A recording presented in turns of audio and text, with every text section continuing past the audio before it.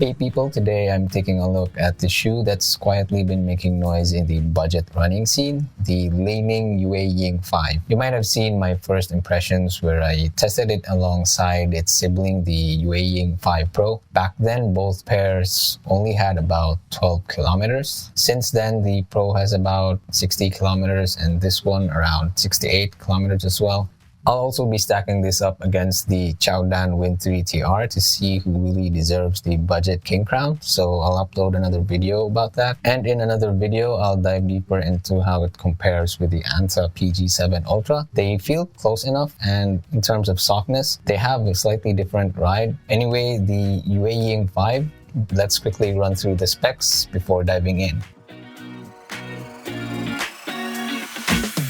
From some brand info online, Li-Ning is aiming for a balance and cushioning and rebound. The landing absorbs 68% of the impact force, with the midsole having a rebound rate of 83%. Full-length Cloud Plus EVA midsole, marketed as plush yet responsive, tested up to 80 kilogram runners. I am lighter, but I feel that it will compress more for heavier runners. It's got a built-in Pro Bar lock support plate, which is probably a dog bone shank, and a Cloud Plus stability tray, which is probably the plate to enhance arch support and smooth your stride.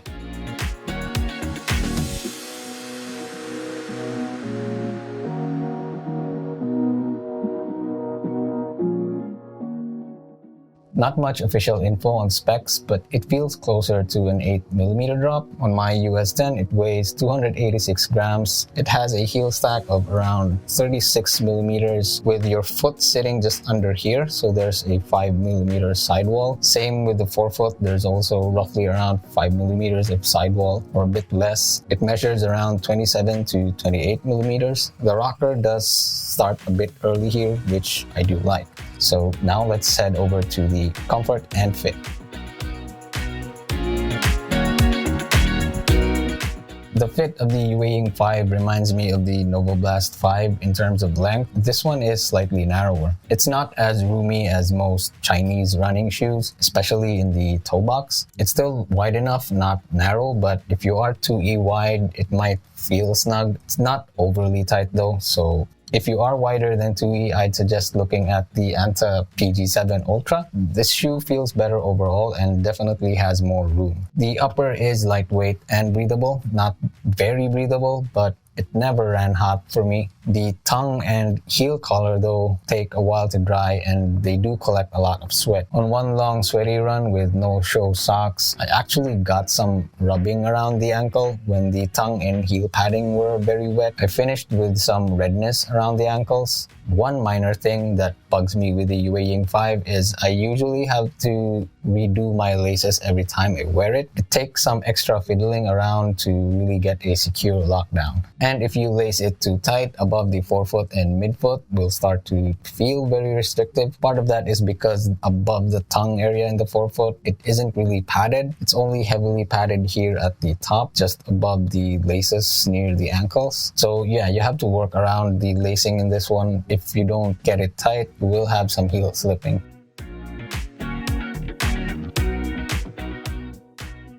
Let's head over to the ride and feel. The ride feels balanced, not what Li-Ning claims though as cushion and rebound. It is cushioned, but not springy or bouncy, or not what I would call a shoe with high rebound. Compared to the Wind 3 TR or PG7 Ultra though, there's a touch more bounce in this one, but still not what I would call a bouncy shoe.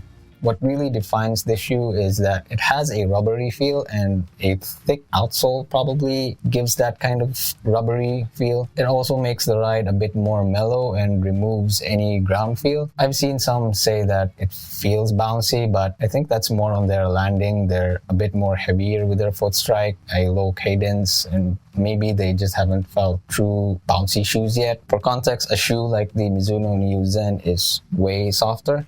It does have rebound, and even up-tempo paces, the foam actually gives back and keeps you in rhythm. The Nike Invincible 1 was another standout. It was more explosive and it had a quicker energy return for a max cushion shoe at that time. Now, the Yueying 5 isn't in the same category as both of those shoes. This one is also way cheaper, so it can't be too critical. What it does have is a dense, compressive feel with just a hint of energy return, enough to give that tiny bounce sensation, but nowhere near the level of the truly bouncy shoes out there. It's not stiff, but it isn't too much bend. Instead, it relies on that slight early toe spring for good transition. At faster paces, maybe faster than 5 minutes per kilometer, it does feel lacking. It doesn't really have that energy return that can keep up. At easy paces, at 6 minutes per kilometer or even slower is where it's at. You get that tiny bounce. When heel striking, it rides more stable than plush, which gives a hint that this could be more of a cruiser for long runs. But it's not that smooth, especially at late stages in a long run. It's not really that controlled. Compared to the PG7 Ultra, Win 3 TR, or maybe even the Nova Blast 5, its heel lacks a bit of compliance for that seamless heel-to-toe transition, but it's not bad as a daily trainer. And I said I don't want to be too critical, but I also can't help notice the differences. Anyway, back to long runs. I felt it started to go flat earlier than 25 kilometers. Now, that's okay for a standard daily trainer, but it's also a bit earlier than expected, or what I expected from its very high stack and foam, and also that it's not that squishy and mushy, so I expected a bit more resilience. The foam doesn't feel light and airy. The rubbery feel felt thicker or denser the longer the run went. Probably still needs more time to break in, or if this is just what it is. At 25 kilometers, that's good enough for a shoe that's categorized as a daily trainer though.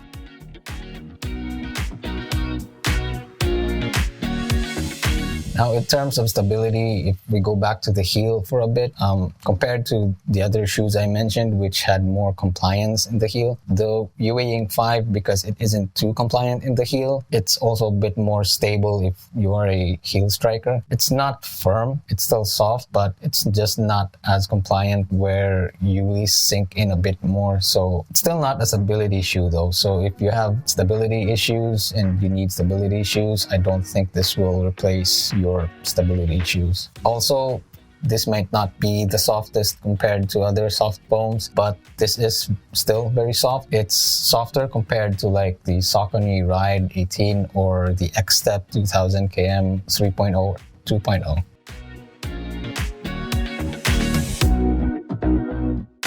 Now let's talk about the durability and the outsole. The outsole in this view looks minimal with its pattern of exposed foam, but the view sideways shows it's thick and probably what gives that rubbery feel. It performs relatively well on wet surfaces. It's not tacky or grippy feeling, but I was confident running with this one on wet surfaces. It feels like the durable kind and not the kind that will wear out fast. I haven't logged excessive wear yet, but the build quality and the outsole here really look solid.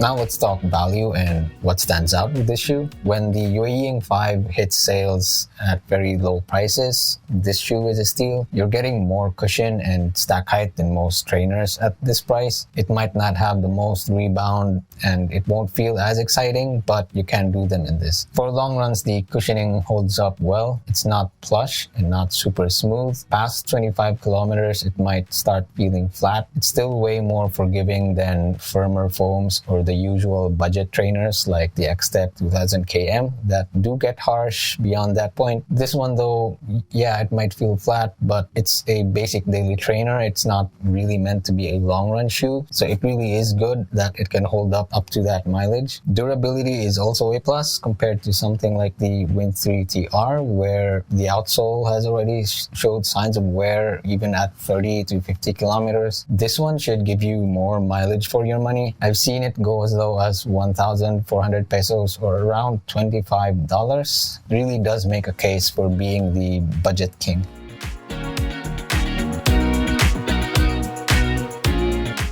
time to wrap up. This shoe is for budget runners looking for a soft, cushioned daily trainer that's capable of carrying them through long runs. It's also great for beginners that need an all-around shoe. It's for those who find shoes like the Wind 3 TR too unstable or too flexible. It's for those who find shoes like the X-Step 2000 km a bit too firm or too harsh. This is a bit more structured, but it is very soft. It's not the widest base, but it's still stable enough for me.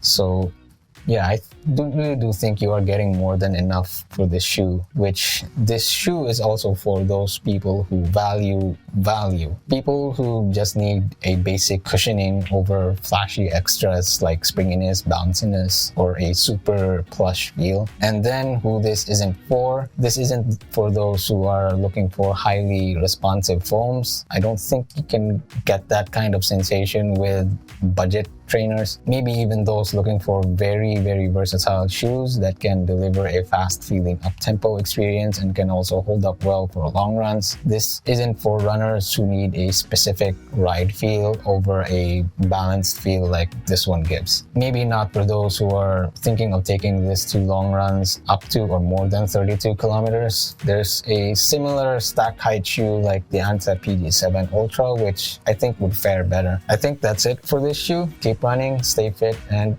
always be kind.